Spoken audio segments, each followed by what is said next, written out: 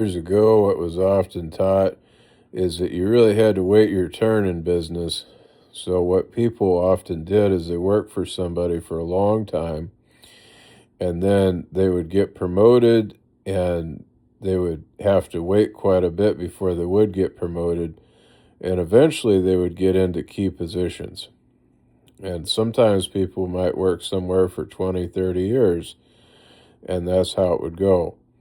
Now, the reason why people can't typically do that in today's labor market is because a lot of companies, they don't know if they're going to be in business tomorrow or a year or 10 years from now. They're not necessarily going to be in business forever. I know around the turn of the century, in my own community, a lot of businesses went out of business and they had very uncertain futures.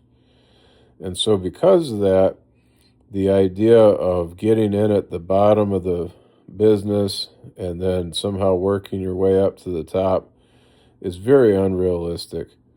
And it's one of those situations where it was unrealistic maybe 20 or 25 years ago. It was unrealistic often.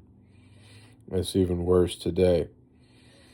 And one of the things you might find too is that the people that follow every rule that there is, um, you might think that they're going to get somewhere, but a lot of times they don't. They just get treated as a tool for somebody else to make money.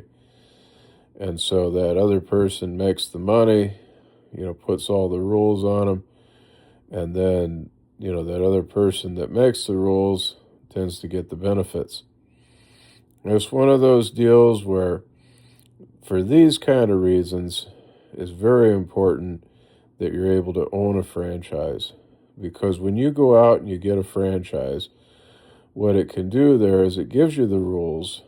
And not only does it give you the rules, but it gives you this well-honed business model that you're going to be able to use uh, to, to basically have your livelihood.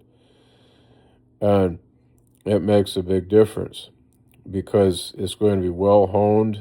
A lot of these are very proven systems where they've been implemented with much success in different locations, and you're able to talk to the different franchise owners and get their opinions about what they think about it.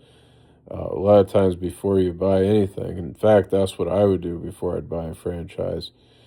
And so you're able to see how well that it works, even to some extent.